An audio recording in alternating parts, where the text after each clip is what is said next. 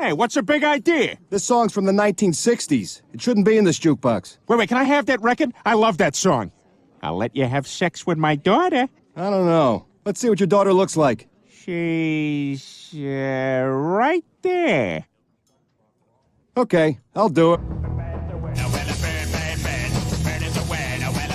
Peter, will you give that song a rest? You've been playing it ever since we got home. No way, Lois. It's my new favorite thing in the world. Ah! Lois, I'm going to ask you this only once. Do you, or do you not, know about the bird? Oh, God. Because everybody's heard that the bird is the word. Bird. The bird's a word. Bird. The bird is a word. Bird. Ow! Oh, God, sorry. Look, just go to sleep, all right? Bird. The bird is a word. Bird. The bird is a word. Peter, I have a mammogram in the morning.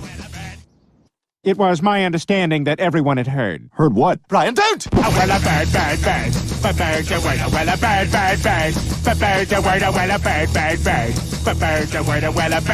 Bird. The bird's a word. Brian, don't you know about the bird? Well, Peter's gonna tell you about the bird.